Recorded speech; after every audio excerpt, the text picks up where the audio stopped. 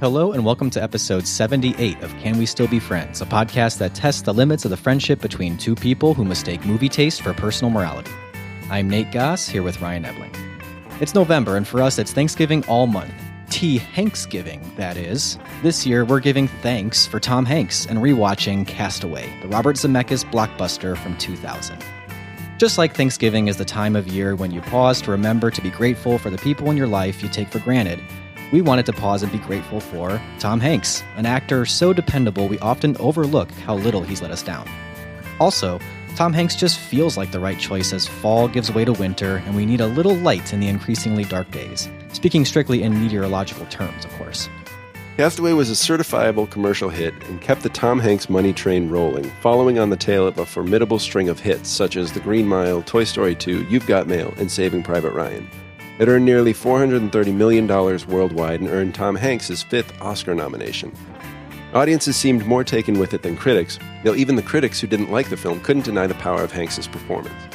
But not every Tom Hanks movie can be the best Tom Hanks movie, right? And how bad can bad Tom Hanks really be? Keep listening.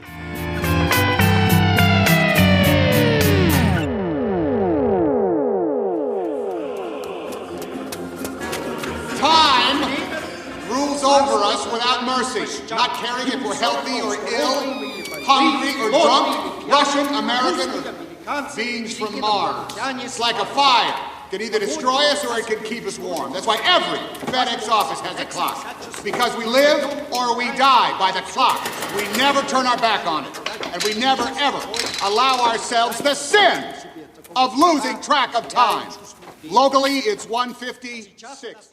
That was the instantly recognizable voice of Tom Hanks as Chuck Noland in Castaway. Right. And what a voice. What a voice. Although, you know what? For a voice that is, I think, so distinctive, he's not like everybody has a Tom Hanks impression, you know? No, because it's that distinctive. It's hard to do, don't you think? But isn't it the more distinctive, the more... Well, I mean, I guess you're right. Kind of imitate it? It's hard to imitate, though. It is. There's something about... It's kind of an odd voice. Like, yeah. It's a reedy. It's kind of a reedy voice. Mm-hmm. There's not really a lot of heft to it. And I think early Tom Hanks was a little bit more shrill, okay, and he can get there. But later Tom Hanks, he uses that sort of deeper register. Mm-hmm. Yeah. When he gets serious, and it's more intimate. It's quiet. It's like a quieter, deeper register, and it reaches into the soul of every person listening. Absolutely. But for its reediness, and even in its shrillness, it's not unpleasant. It's never unpleasant. And I agree. But if you were to describe somebody's voice as reedy and shrill, I would not typically. Good. Right. Yeah. You're right. Because what you just said is usually just, you don't even need to say in a bad way. Right. That voice is reedy and shrill. No thanks. Right. But we are giving thanks for Tom Hanks. Of course. Yeah. And so... You know, he's talking there about time, really laying it on thick. Time is important. We don't have enough time. Right. This is a noticeably rounder, fuller Hanks. It is, yeah. Softer around the middle. Mm-hmm. And turns out a lot of foreshadowing happening in that speech where he will end up with nothing but time. Also, he lives and he dies by a clock. Mm-hmm. I don't know if he's supposed to be like a real cutthroat business guy. Well, that's what's weird, because I feel like the movie kind of wants you to think that about him, but it doesn't go full force into it. No, he seems to be... He still seems to like really believe in FedEx and efficiency, but he also seems pretty reluctant to leave on Christmas Eve or whatever day that was, which he's a human being. That's good. Which is good that they established that in the movie. Yeah. He cares. He's not just like a Scrooge, right. You know? Yeah. I also don't know if Tom Hanks could ever really pull off that character. He could do it. Of course he could. What am I saying? But it would be a challenge. It would be to sell it. I think it would be a challenge for the audience. Yeah, and typically, oftentimes, we will be watching a movie with an eye mainly on the director. I feel like Robert Zemeckis is a director that's easy to overlook. Well, we should get into that, because I would have said so too. But there are some things he's doing here that I think are worth noting. That actually make the movie just work a little bit better, keep running, and don't get me wrong, Tom Hanks. This is Tom Hanks's thing. This is Tom Hanks's podcast. Finally, He's been waiting. So this isn't like Zemeckis is necessarily like saving something that Tom Hanks is messing up. I'm just saying that it's a good pairing here, I think. I think so too. I say that more going into it. I wasn't thinking about Zemeckis at all. Sure, yeah. And we'll get into this, I'm sure. But I just think he's one of the more reliable directors out there. Maybe not always making great things, but hasn't he kind of transitioned into doing stop motion, or not stop motion, but motion capture? Yeah, but that's in the mix. It's in the bag. But he's also doing things like he did like Denzel Washington with Flight, which again was sort of just it was just like a reliable movie. It wasn't amazing. That was Zemeckis. That was Zemeckis. So I just feel like he's kind of that old school. Yeah. We talked about that with like Back to the Future. We can never take that away from him. Right. Another movie of time. He just makes movies that are enjoyable to watch. Sure. So we should maybe talk a little bit more about Castaway. Yeah. And then we can talk a little bit more about Zemeckis and Hanks within that context. Yeah. But we should probably, do our regular routine. Yeah. And talk about first watchings of Castaway. Yeah. So you've seen this movie before. I have, yeah. Come on. It had been a while though, because like we alluded to in the intro, it's one of those movies that I'll always appreciate, and it always has a warm spot. But I take it for granted, and I don't think about watching it again. But yeah, so I was 16 when this came out, 15 maybe, and I was excited to see it. I think, and I saw it in the theater, and I really liked it. It never was like one of those movies that I championed, or that it was like the greatest movie, or I loved it, but it was like, I feel like it's one of those movies for anyone. Movie, yeah. Is it? I don't hear it talked about that way. I bet there's somebody who says Castaway is their favorite movie. There's the Castaway fan fiction out there. I don't know. Oh, I bet there is. Probably. I bet there's a lot of Wilson fanfic out there. But I know I've seen it since. I don't know if I've sat down to watch it since. I know what you mean. That's also my experience. Yeah. Almost to a T. But if anybody says like, "Oh, I never saw Castaway," I'd be like, "You should see it. That's a good movie." But it would not be the sort of enthusiastic, like, I can't believe you have not seen it. You need to go sit down and watch it right now. It would be like, if you get around to it, it's worth it. It's worth it. I did. All right. So I can't exactly say that, because after I watched the movie, my sister-in-law said, "I've never seen that." And I was like, "What?" But it was more like, how have you not been in a room when that was on? It does seem like one of those movies that everyone's just seen. Yeah. My experience is almost identical. I saw this in the theater when it came out. I feel like it was a movie that a lot of people, like everyone went to go see it in the theater. Would you say that 2000 is peak Tom Hanks? Well, what else is going on like popularity wise? What else is going on there? Let's look at this. I will say that Forrest Gump certainly was Made in the Shade, Midas Touch. Tom Hanks has it. But even before that, of course, you've got, well, I mean, of course, like Philadelphia. But even before that, you're looking at League of Their Own, Sleepless in Seattle, then Philadelphia, then Forrest Gump. 2 movies in 2 years, back-to-back Best Actor Oscars. And then Apollo 13, Toy Story, That Thing You Do, which maybe is a blip, but I really do love that movie. A lot of people do. I love that movie too. It's a blip, maybe commercially, but people who've seen it love it. You're in the middle of running through a list that I feel like made everyone think Tom Hanks can do no wrong. Saving Private Ryan, You've Got Mail, Toy Story 2, The Green Mile, then Castaway. Yeah, that's some momentum. The next thing, Road to Perdition, then Catch Me If You Can, then, and I think this is like very clear demarcation, The Lady Killers, The Terminal, Polar Express. The Da Vinci Code. Yep. You know? Yep. And I don't know what happened there, but after the Da Vinci Code, it pretty much became hit novel adaptations, right, and biographies. Yeah. So what's happening there? Well, I mean, let's not forget the David S. Pumpkins Halloween special, though. Which may have been some of his best work. In the run of adaptations and biographies, the most like electrifying performance, the one that caused like the most stir, was David S. Pumpkin. Probably. Amongst the culture. He hasn't been nominated for an Oscar since Castaway. No. Well, so he wasn't nominated for Captain Phillips? I'm not asking you. I'm telling you. Okay. He's not been nominated since Castaway. Okay. Which he didn't win for. And I don't know. I don't know what to make of that. Because what's weird is Meryl Streep's done the same thing. And she gets a nomination every time she's on screen. Well, let's be honest, though. The roles that Meryl Streep's playing are all very different in personality from each other. As opposed to like Captain Phillips and Sully. Yeah. Yeah. And Chuck Noland. Played by Tom Hanks. Yeah. You're getting the same Tom Hanks. You're right. Much. So, That's I mean, true. that's not necessarily that surprising. That's true.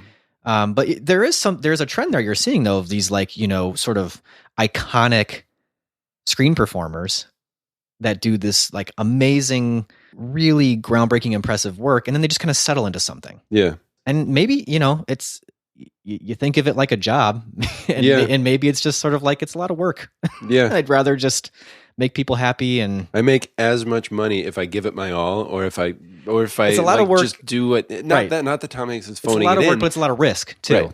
Right. Again, we think Tom Hanks is great, and we think that he always shows up, and you're going to get a great performance from him. Not saying that he's lazy. Nothing about that. But it's just interesting that some of the stuff that we really love him for, he's not really making that sort of stuff anymore. Does he need to? I don't know. Well, I feel like that stuff sort of laid the groundwork for what we collectively have understood Tom Hanks as a thing to be. Right. And then he's just sort of like, I'm not going to mess that up. Sure.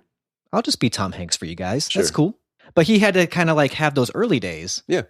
To really flex his muscles as an actor. So you always can be like, well, let's not forget, even when he's on cruise control, this guy's an amazing actor. Right. And we know that because of all the stuff he did to lay that groundwork. Right. The exception in that run is Larry Crowne. It's not based on a book, and it's not a true story, but he wrote it or co-wrote it and directed it. Anyway, that's maybe starting us off on an odd foot. Maybe, but I should say like, here we are talking about Tom Hanks and we love him, but what's up with him? But being lazy. Well, here's the thing, though. I mean, we don't think he's lazy. Let's make that very clear. But of those later movies, I haven't seen all of them, but I've seen a fair number of them. So it's not like we've stopped seeing Tom Hanks movies. And I will say, within a lot of those, you still get some amazing Hanks moments. Like I remember still, I can't seem to shake in Captain Phillips. Oh my gosh, the end. And that's all in just his face and his body. Unbelievable. The sort of post-trauma. Yeah. I've never seen a performance like that. That's actually insane that movie wasn't nominated for him, because that scene alone. Yes. You like, I can't shake it. No. I've never been able to really I've watched that scene over. I haven't watched Captain Phillips again because overall it was fine. Why? Yeah. But I've watched that scene over again just because I'm like, how did he do it? Yeah. It's crazy. Yeah, I absolutely agree with you on that. So he's still there. He is. He's still there. And I liked Sully well enough. Yeah, same here. I was fine with it.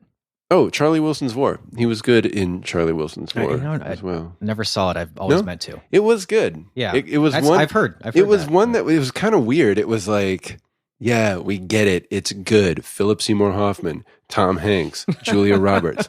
We don't need to watch it. But it is actually very good.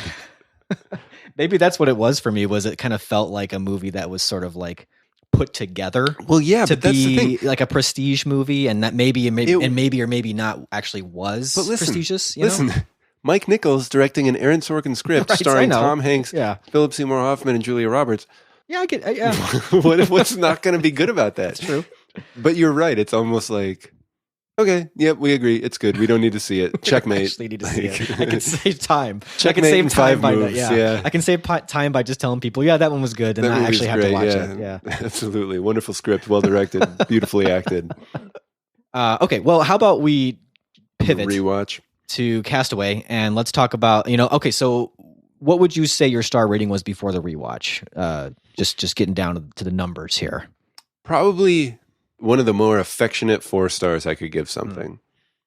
If I had to give it a rating that equaled Thanksgiving food, it would be mashed potatoes.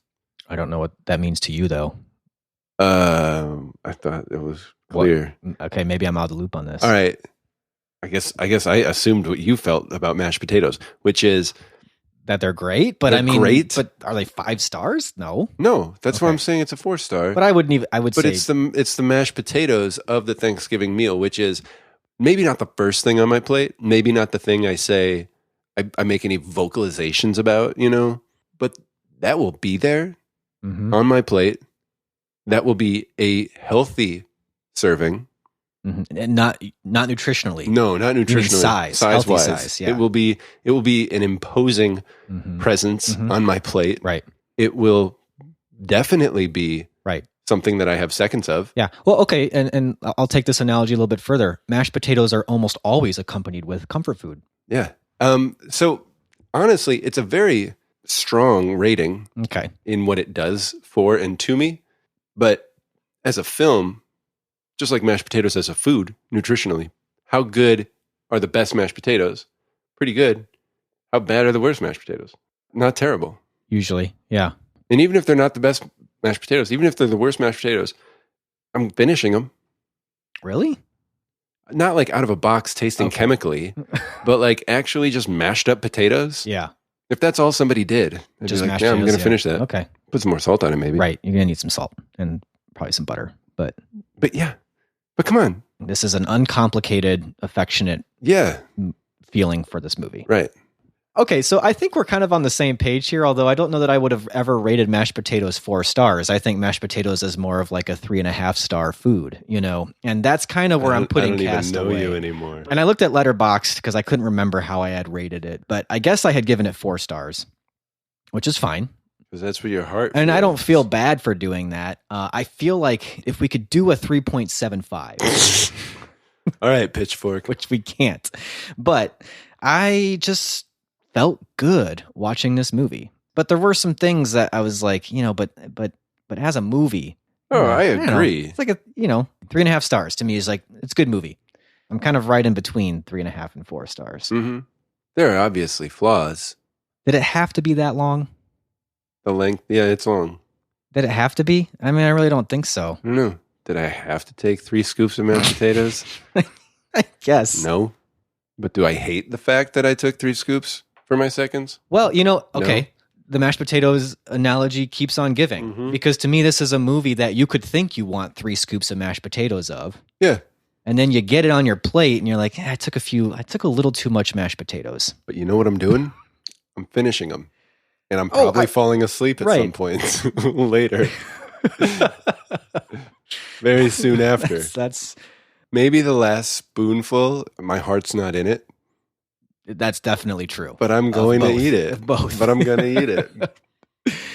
All right. Well, let's start with what is the most mashed potato-y part of Castaway? The part that just makes it feel the most affectionate for you, I guess. Is it just Tom Hanks? It's just Tom Hanks. Okay, That's all it is. But is Tom Hanks chubby, Tom Hanks skinny, bearded, clean shaven, in love, out of love, lovesick, devastated, hopeful, all of it. I think what I really like about this movie is there's a whole range of emotions here with Tom Hanks. You're getting everything. Specifically, though, I enjoy most the time alone with Tom Hanks on the island. Yes, me too. Like that fire scene, his joy is so full. Like one thing Tom Hanks I feel really good at is seeming so I don't know, unself-aware. Like usually with a big star, we talked about Johnny Depp last episode. Yeah. And Tom Hanks was already in the Tom Hanks portion of his career. Like you watch him on screen and you're watching Tom Hanks. Right. He's got a different name, but this is Tom Hanks. But he still can seem so unself-aware of that sort of ego or that sort of personality. And like that scene where he's discovering fire is a very daddish sort of like scene where he's like singing, but terribly singing The Doors. Right. And he seems like he's thinking of what he's saying and thinking of what he's doing in that moment. Right. Like he never seems very rehearsed. I did it.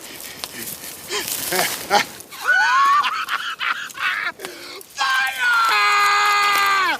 There you go! Light it up! Come on! The torn of the dead and through! Ouch! Ouch! The torn and water in the fire! Right now, we can so loose. Go! We couldn't get much higher. Come on, baby, like mud for you. And so I believe so many things that he's doing, not because he's really convincing, because he's always Tom Hanks, but because I think like Tom Hanks believes what he's doing. Yeah. You know? Yeah.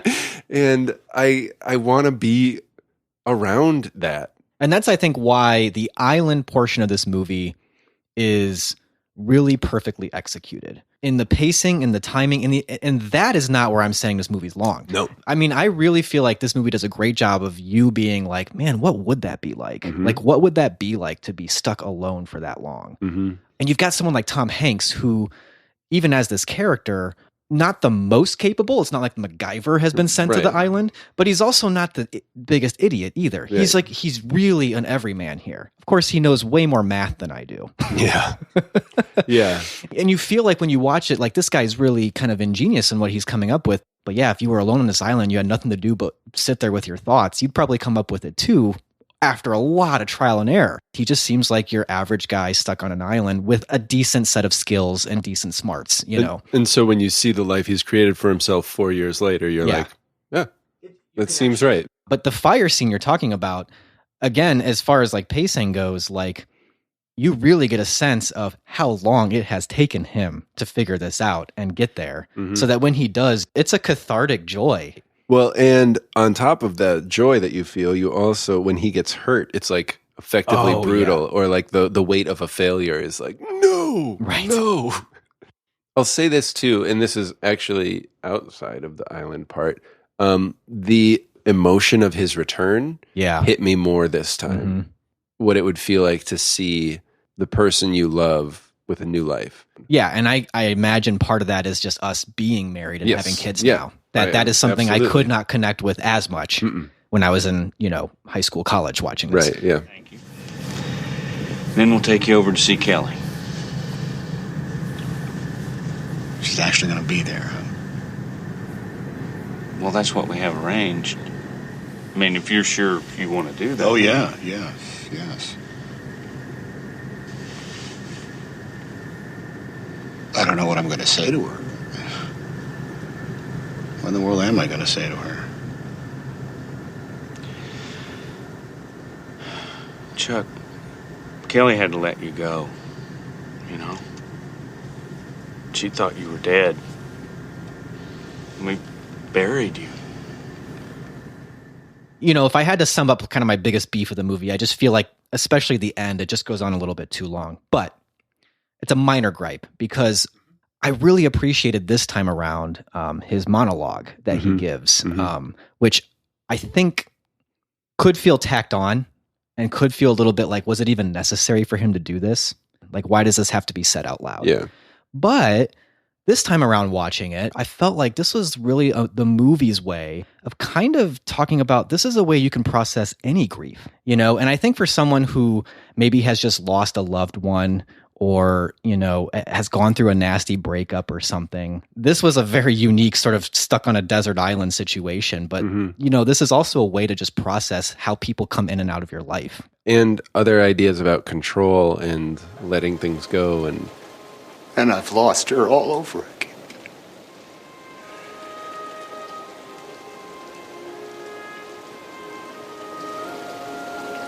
I'm so sad that I don't have Kelly.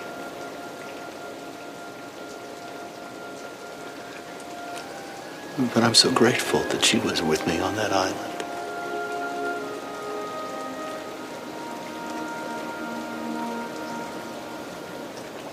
And I know what I have to do now. Gotta keep breathing. Because tomorrow the sun will rise. Who knows what the tide could bring? He talks early in that, I think it's early in that speech where he talks about doing the math and like could be sort of cold and calculating, but there is sort of like a weighing of those things that for some people is the entry point into that to a very necessary sort of letting processing. Go. Yeah. A way to put it together in your mind, I don't know if that monologue really services the story, but I think it services the movie just fine as far as like it's kind of a Hollywood thing to do, but just sort of like, hey guys, here's a way that this could be applicable, outside of just a desert island. I mean, it's it's a little on the nose, but it's also again really effectively performed and exactly again effectively shot because it's all one take that we kind of circle around Tom Hanks and like it works when maybe it shouldn't. And I think something that I started doing a couple of years ago is thinking of like what's the best single line performance in a movie, and for me, it might be Because Tomorrow the Sun Will Rise. Like of all the lines Tom Hanks says in this movie, his performance of that single line is sort of like it's great. It's his performance. It is, it's very much him. Yeah, like the way he says it. There's nobody else who could say it the way he does, and nobody else could say it. I mean, you can imagine somebody saying it and it just sounds like a platitude. There's just that little bit of tiredness in the voice. Right. That just gives it the wisdom that it needs. So yeah, maybe that's a new way for you to think about a movie too, is what is like the best single line rating. Yeah. Maybe that could be a new Oscar category. I think that would be amazing if you were an actor to win that. Yeah. Almost better than being best actor would just be like, I said the shit out of that line. Nobody that year said a sentence better than me. I do want to talk a little bit about Zemeckis here and what he's doing, because I was thinking, oh, this is 2000. I've seen other movies from around this period that use a little bit of CGI, and boy, does it look bad. Yeah. But I was thinking about that too. I was like, how is this plane crash going to come off? I think that plane crash is really effective in this movie and does not look cheesy at all. Right. Until I think the moment with the engine where he like almost kind of gets sucked into it. Yeah. That's after. I'm talking about actually just going down. Yeah. Okay. So that was like one part where I was like, okay, so he even got like the action part down pretty good. Yeah. The one action part. I also thought that like there were moments of humor or cleverness even in the way that the cutting was done. So right when he's on the island and he's yelling out help, he yells out help 2 times, and then the third time shows him just writing it in the sand. You know, when you would expect him to say it a third time. Sure.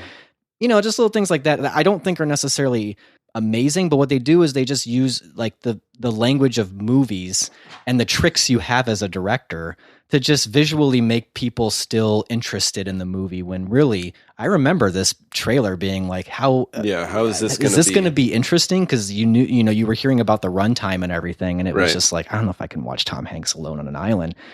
And a lot this I think I would not say that anymore. Even if it wasn't exciting, as exciting as Castaway. I also think just in the, and this wouldn't all be on Zemeckis. This would also most likely be on the writer, William Broyles Jr., who also wrote Apollo 13, by the way. Another sort of stranded type of movie. Yeah.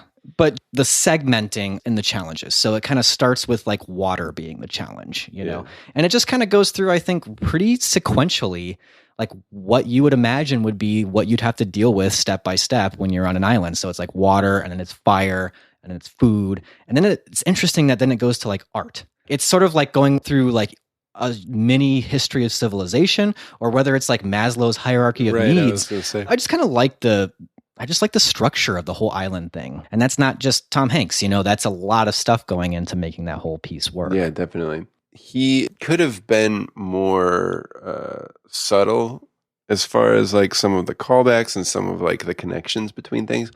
But I think it's probably just really smart filmmaking to give an audience, like there's not going to be a lot of dialogue. We've got to give them benchmarks, like things that they can kind of hold on to and say like, oh yeah, that thing. And he does really well with recalling sort of emotions through repeated images or objects in the movie. Sure, on like one of my more snooty days, I would like pick it apart, but you don't make $430 million on a movie by being so esoteric. And more to his credit, he is able to use those things that are a little bit less subtle and still make a nuanced movie. So sure, Terrence Malick would have done more voiceover, but less understandable and recognizable imagery. Right. I mean, yeah, I think you make a good point. So this isn't a Malick movie. It's a very approachable, easy to watch movie. And so I think, that could be a knock against it. Or I also think it's just something that's impressive that someone can do that, that someone can make a very watchable movie. Right. Right. Yeah. And it's not something that I, in my life, have appreciated as much as I should. And it took me a long time to realize how good Steven Spielberg was because he was so watchable. Sure. But there are cinematic touches to this. In The Dissolve to 4 years later, how it just kind of zooms in on the fire. The way that the flames danced on the screen really seamlessly moved into the water. Yeah. That is like almost like his version of his 2001 cutaway. Cut straight to like all of a sudden he is like an island native. Yeah. And I mean native in the sense of there was another 2001 moment when he's a lot more primal and animalistic, and obviously kind of like in reverse. And he's a lot more fearful of everything. And he's at first scared of this thing that washes up on the shore, that plastic piece that he needs. And it's almost like the monolith. Yeah. Because of the way it stands up and he's sort of in awe of it. Yeah. That's I'm not sure if that was a direct connection, but it's certainly what I thought right away. That's interesting. Yeah. And his ability to survive was way better, but his ability to be like civilized, quote unquote, was more diminished.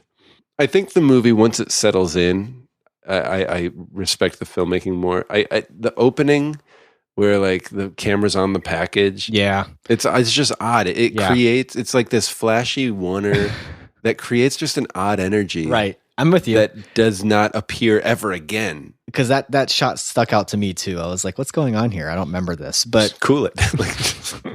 And for the people who maybe either didn't catch it when they watched it or didn't rewatch this movie before we talked about it, it's just a shot that's like attached to a package. So we live in a GoPro world. But that actually would have been probably a harder shot to do back then. If they shot it all on film, yeah. Right. Yeah. So now we would just Velcro a GoPro and be like, well, we could do that, but Yeah. It's been done. It's boring. I don't know. It just created sort of an odd energy that and it never went back to it. Having seen the movie, I was like, this doesn't happen again in this movie. Yeah. But maybe the first time you're watching it, you're like, whoa, cool. And then Tom Hanks is there and you're like, I don't even remember what happened before this. Tom Hanks has that ability to just kind of wipe away all of your concerns. What was I saying? Just brief comment on some of the choices the movie makes. Law and Order font. Yeah. I don't know why, but they did. Then Helen Hunt. Yeah. I guess I don't know. I don't very think about Helen her very Hunt. often. She is, and I don't know if that's a mark against her or not. Because you saw As Good as It Gets, right? Yeah, and you enjoyed it. I like it. She's very Helen Hunt in that too, but she's good. Like I like her in that movie, and I like her. I like her in this movie. I like her in Twister, but she's just Helen Hunt, But it just, especially since I haven't really seen her in a long time, which is a nice thing to see. But because I haven't seen it for so long, it just seems like a time capsule kind of thing. One thing that I was kind of confused about was Kelly's husband keeping her from seeing him when he sees her try to go back inside, and the husband kind of keeps her from doing it? Is that more of just like we talked about this, like that you really think this is better? I kind of interpret it like you said, where the husband was like, hey, we talked about this, but I also think that there's also probably an element of the husband sort of being like, I need to make sure I keep my wife. Like, right, yeah. It does feel like the end sequences are each just playing with an alternate ending. Right. Like, they drag on and on and they go back and forth. They go with all of them. I mean, there are like 3 separate alternate endings in the scene with Tom Hanks and Helen Hunt. In the house, right? Right. I think the movie would have been stronger if he would have just left after the car pulled out. Yeah. I don't think they needed that final kiss and everything. And that's where I feel like it's sort of a Hollywood pandering to like, the audience needs to see this. They cannot accept that they wouldn't at least kiss. If they don't get Even if they don't moment, get together. Yeah, they have to have their moment.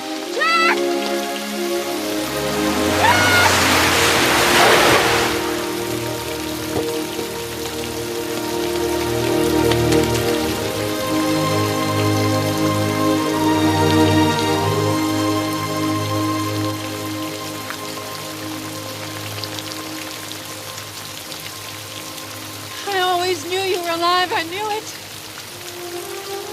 But everybody said I had to stop saying that I hadn't let you go. I love you. You're the love of my life. I love you too, Kelly. More than you'll ever know. And also, like, how heavy are these sleepers in this house? Right, Like, exactly. Dear God, Yeah. like, Yeah, that's where the movie starts to fall apart logistically Yeah. on top of thematically. and it's frustrating because I don't story-wise. feel like it had to, No, like they I don't could. think so either. There's I like think- cut points where the editor, even if it was shot, the editor could have been like, "You're good here. Never mind. Let's cut this It out." was, you don't need him meeting Kelly and his speech. Right? Yes. Again, no offense to Helen Hunt. The movie's strength was in the speech where he is processing his letting her go. I'm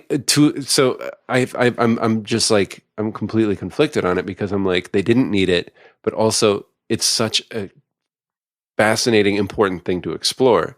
What is this like for someone coming back? And it does about as well as it could have done, because I don't know if his sort of standing at the crossroads would have had as much impact if we hadn't already seen him sort of have it and give it up. Like, it's a pretty strong character building moment for him to have her in his car. They could drive away, and he says, "Nah, this isn't right." I don't know. I felt like I got what I needed when they were in the garage. Yeah, I agree. I just felt like they were just really lingering on it in a movie that did not need more runtime. It was fine. Right. I thought what would be fun is just to kind of talk about maybe other little touches in the movie that you liked, or because it is a movie that doesn't actually have a lot of dialogue. So Yeah. it's a lot of just little things that are symbols or little flourishes or things that just kind of make you say, "Oh, I remember that. That's nice." Well, okay. So I think maybe something the opposite of what you're asking me for is I remember the stuff with Wilson being way more impactful than it was this time. His monologue with Wilson seemed a little too convenient. Like, I know where there's 30 feet of extra rope, and like sort of really expository. Yeah. Not that I didn't, feel the emotion. Also, sort of the comic relief of Wilson. Right. But it stood out to me way more as a plot device than it did the first time I saw it. Just have to make some more out of videotape. Yes. No, we have time. We do. We have time. Look, the wind's still blowing in from the west.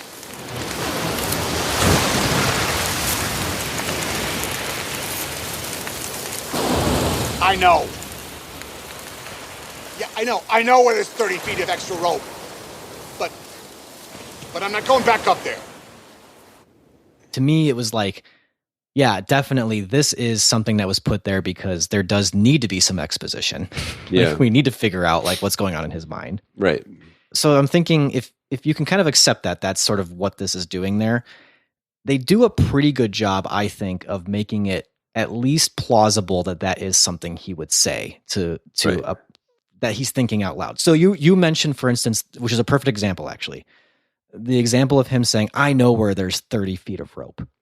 Let's just say the movie, they just decide this is just going to be an expository thing, and let's just have him say there's 30 feet of rope, Yeah. but to have it instead be Yeah. in his mind working out a denial. Like if you had this moment where you almost committed suicide Uh-huh. and you don't want to go back to it in your mind, Yeah.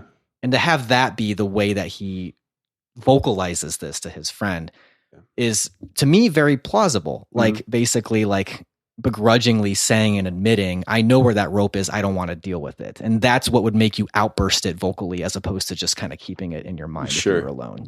Sure. I thought that they did a pretty, for the most part, like a tasteful job of not overdoing the exposition through Wilson. And then the second thing that I thought about with Wilson is I still think it's really effective. And again, this is both Hanks and Zemeckis, but the way they show his despair Yeah. when Wilson is Yes. gone Yeah. is so good. Yeah. I mean, this looks like a guy who has really lost it, Right. But then, like, I think a lesser director would have really came in for that Yeah. and been like, Like, yes, wrung this is the the moment Oscar out. moment. Like, let's make sure we get it nice up and close, and let's Yeah. get on that face. But he really pans out. I mean, Yeah. I think that really shows the desolation and the despair both a lot more effectively than if they just would have went tighter on him. Well, it again, not so subtly underlines the metaphor that this wasn't totally about the volleyball. Like that's it for him. Right. Basically. He's done now. Like he gave up. Yeah. And he's alone and he's adrift fully. Yeah. As strange as it is, that was his last connection to reality. What do you think of the ending generally? Like the actual ending? I find the crossroads shot memorable. Uh-huh. That's a Zemeckis thing, and you either like it or you don't. He's a very sentimental filmmaker. Yeah. I mean, look at the feather in Forrest Gump. Right. I mean, does that bother you? It doesn't really bother me. It's certainly somewhat subtle, more subtle than the rat at the end of The Departed. Right. And also, I feel like when Zemeckis hits those visual symbols hard, they're usually for something that is sentimental and positive. Like, so if you have that opening in your heart, you're just kind of like, it's cool. Yeah. You know, it doesn't bother me. It Not doesn't, a sin. the literal crossroads doesn't bother me, partly because I like the shot. I like the overhead shot, the really rural, vast, flat land, you know. Does it bother you? No, I actually, I think I liked the ending better this time than I remember liking it. It just, it's a fitting end to his arc, I think. All right. Well, it seems like we're kind of saying this. I think we're feeling good about it. Feeling good about Castaway. And even if we're not, it's, you put aside your differences at Thanksgiving. Now, I guess related to the movie, we found out that there was a remake. Not a remake. It's not a full-on remake, I don't think. I found this out right before we hit record, Yeah, I knew. I don't know anything about it. 2017, Enlighten us here. There's a movie called Castaway. Good, clever title. And it's about a rich American businessman and the world's top developer, according to the IMDb thing. If John Smith of Everyman fame, of you can see yourself in this man. Anyway, he, a plane crash again, and he is on an island alone. It's just him and God. Yeah, but what I find interesting about this is he's on his way from Puerto Rico to New York City. Yeah. That is not nearly the amount of search area. No, it's not. That's true. And like we could find this guy pretty easily if we wanted to. But what ends up happening to him is that he builds a large cross and worships and talks to God every day for 20 years, not 4 years, but he's on the island for 20 years. Wow. And he begins to, I love the phrasing in this, he begins to miss the busy New York style lifestyle less and less. And so then he's found by two Jamaican fishermen, and they're offering to rescue him, and he's not so sure if he would like to be rescued, because he loves God, and the island, again quoting, has kept him away from sinful pleasure, money, and a busy life that was headed straight for hell. But he also has a daughter that he's missed in New York City. He hasn't seen her for 20 years. Well, there's a lot in this He's synopsis. weighing his options. Also, no faith in himself to be able to be changed. Like, if I go back to New York, I'll see my daughter, but I'll fall back into that busy life.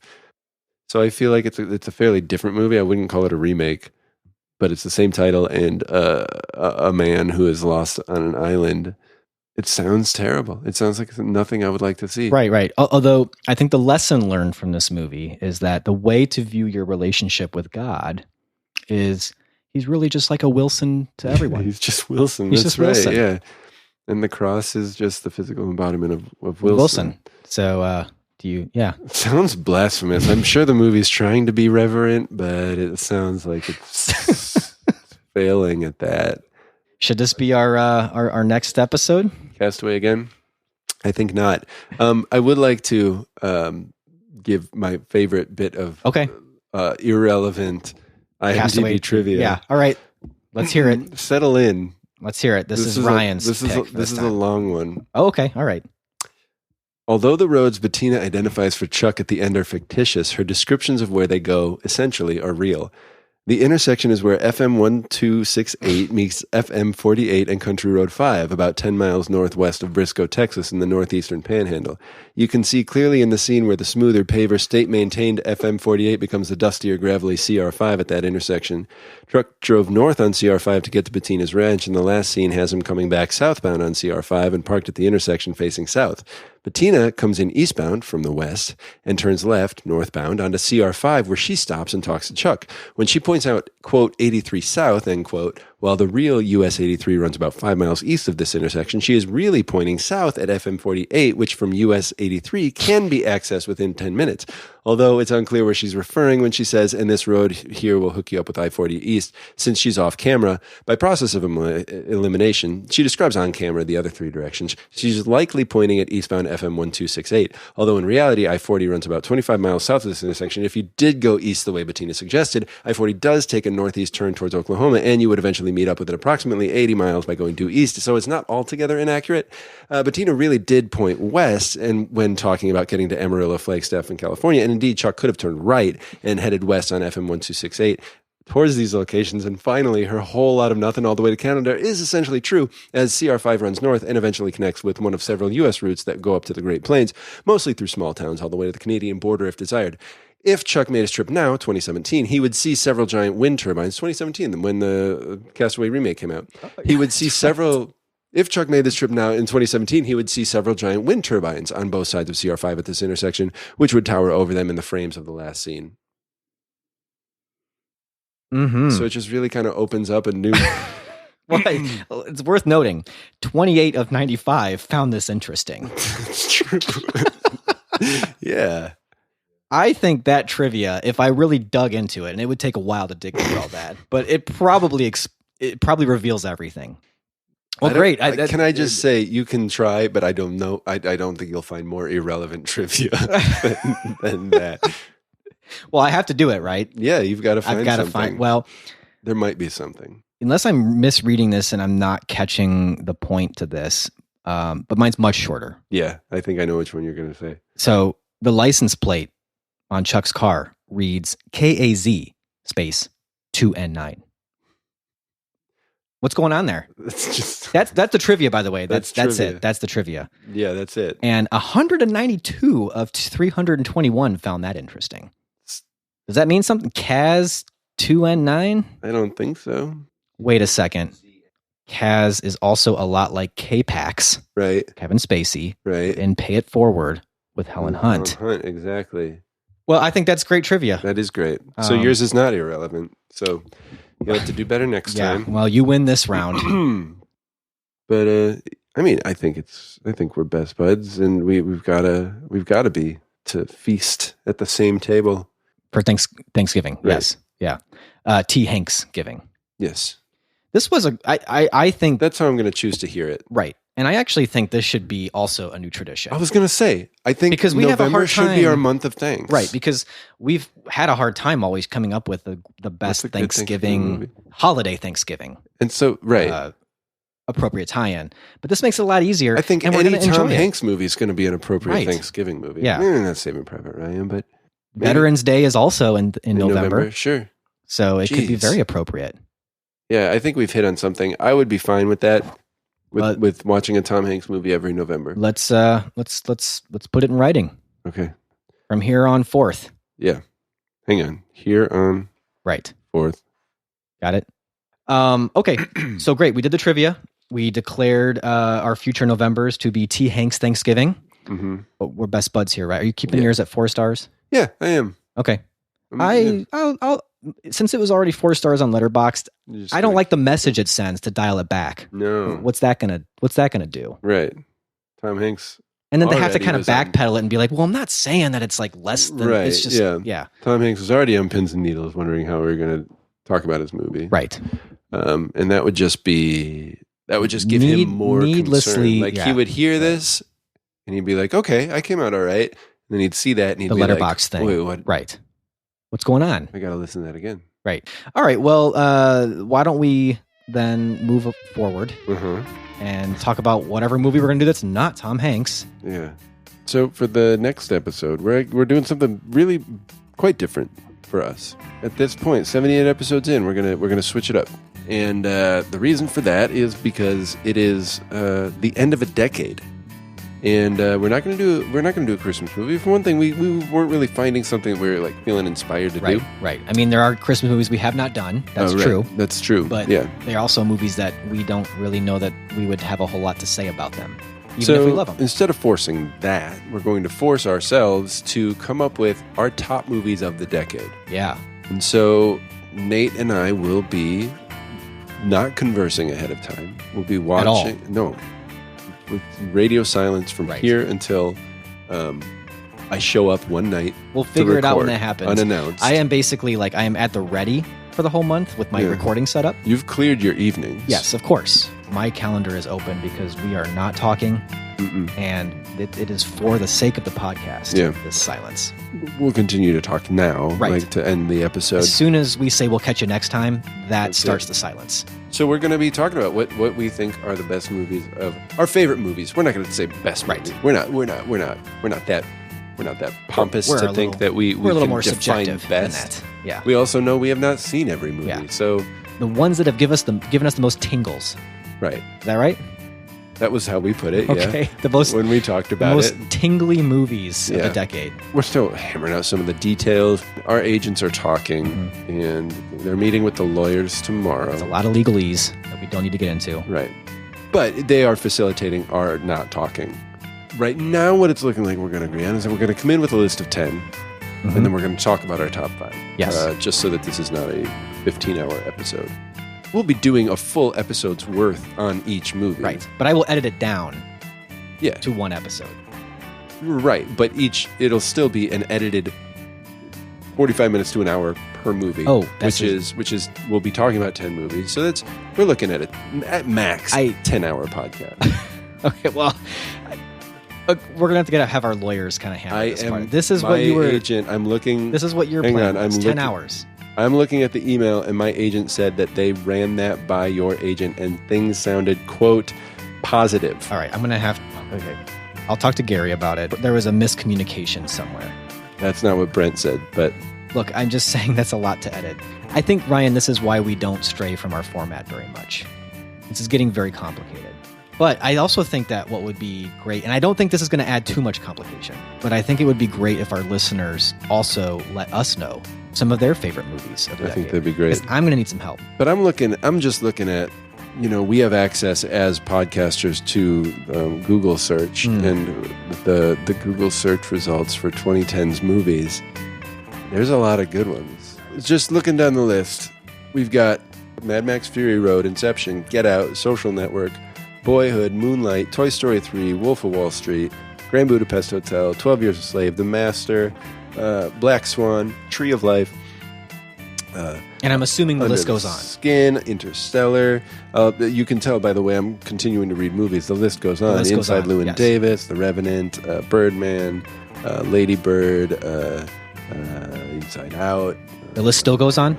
Well, I'm continuing to make noises like I'm reading it over. That is like an etc. Black Panther. That's already way more movies than I thought were released in the decade. And I am looking forward to some that you may mention that might not even have been on that list. Right. Like the number 50 highest grossing movie of 2010 worldwide. You know what it is? I'd have to know there were 50 movies made in the last decade. You will not guess it. Wolf Warrior 2. All right. The number 50 highest grossing movie. What? Yeah. In 10 years, the 50th highest grossing movie is a movie that I don't remember. Wolf Warrior 2. It's a Chinese action movie. Oh, okay. Well, I think this is going to be exciting to say the least. I'll tell you, the idea of talking through a list came up for me when I was listening to the podcast by our friends at Two Beards Please, who mentioned us briefly on their podcast where they were talking about movies. Okay. They don't always talk about movies, but... well, it's a great idea, and we're happy to steal it. I'm going to say I had the idea before I listened to it, so we don't have to pay them any of the... royalties? Yeah, any of the massive amounts of money that we make. Or we'll just say, hey, checks in the mail, guys. Sure, yeah. Yeah, let's tell them that. Cut this part. So from our friends at Two Beards Please, and guys, checks in the mail. But anyways, we don't really have a movie for everyone to watch next month, but maybe rewatch all those movies head that back you into know, your dig archives. through your archives. Right. But digging through ours, getting yours. It's enough. But if you do want to dig through our archives, you can go to our website. You can stay there. It's cool. At canwestillbefriends.net. You can always email us feedback at canwestillbefriends.net. We're still on Facebook. Yep. Can we still be friends podcast? Right. That's where we're at Still on the gram. The gram, the Alexander the IG. Graham Bell. Yep. Definitely check us out on Instagram if you're on the gram and you haven't followed us yet. Right. What you waiting for? Yeah. Just do it. What? Better content? Not going to find it. Yeah, you obviously haven't looked at it yet. Keep dreaming. You can Is also that all? give us a call. Oh, give us a call. Give us a call. Classic. 847-306-9532. That's our number. It's always there. Leave us a message and let us know. Maybe just run through your top 5 real quick. Yeah. But anyways, we want to just... wish you a happy Tom Hanks Right. Thanksgiving. We've given you lots of things to chew on in addition to your Hanksgiving food. But we're very grateful for you. Nate, I'm grateful for you. I'm grateful for this time we spend together. Yeah, me too. So thank you. And thank you. Likewise. And thank Hanks. And we thank him as well. Thank you, listeners. Yeah. We'll catch you next month and let us know what you think of the movies of the past decade. Enjoy the Hanks. That's right. Enjoy it.